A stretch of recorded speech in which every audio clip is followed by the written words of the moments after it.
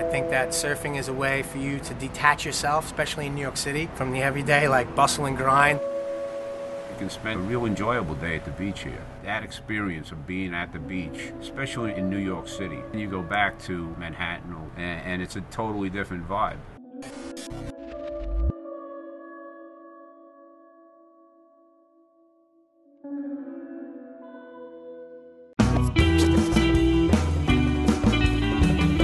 Rockaway was kind of a tight-knit community, one of those neighborhoods where you knew everybody. They go, nobody surfs in New York. That's like California and Hawaii. I grew up surfing, hanging out, and being raised a beach boy. And over the years, it's been amazing. It was a small surfing community where there might have been a dozen guys in the water, and in the winters, maybe a half a dozen. And over the years, it's just became so popular. When the word hurricane comes up for a surfer, it's Christmas. We're actually excited because we're going to see some real swell before and after the eye of the storm hits. This storm was an animal of a different breed.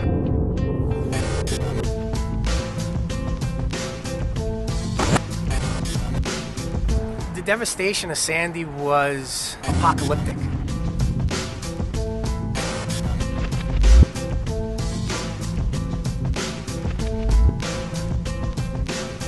There was waves coming down streets. We lost food, water, electric. We had nothing. We had just renovated the shop in April. We were proud of the renovation, and the shop looked great. We took the precaution of putting sandbags up. When there's 7 feet of water rushing out the blocks, sandbags don't do much, I found out. We were actually here during the whole storm, which was really, really stupid. We just watched the water come up into the living room. I really thought we were gonna die. I got to the realization that I thought, well, I'm not afraid of dying, but I'm just afraid of suffering. And I just kept thinking about the people in Katrina and how they were stranded there, and that how we might be stranded here. You know, for the first 4 days, we were on our own.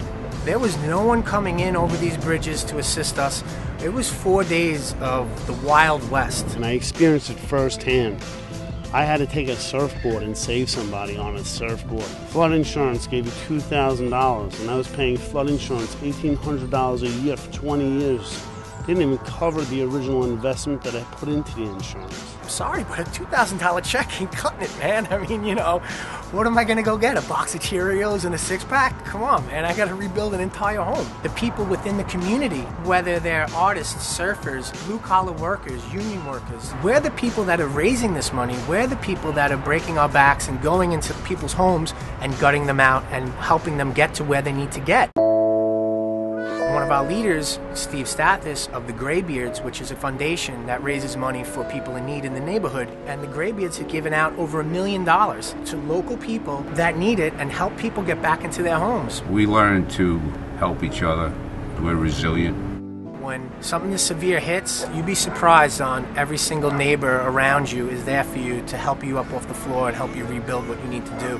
That's what makes New Yorkers how they are.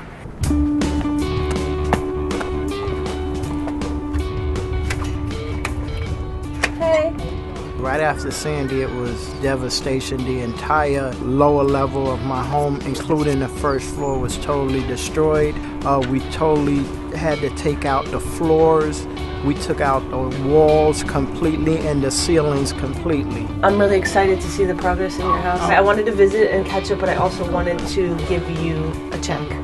And it's just a little something to kind of help along with everything that you guys have going on here. And I find people through all the canvassing efforts and just being here in the neighborhood. We basically give out these checks. I think that helping out and doing this work was a reflex. My house, which is the second house in from the beach on a block that got completely destroyed, didn't take in any water. I thought, okay, I'm okay. I gotta go see what everybody else needs. Everyone has to pull together during rough times. It is what it is, man. We're moving forward. It was a semi-blessing in disguise. I think that a lot of things were old and due for some serious facelift. This is New York City, man. We ain't going anywhere.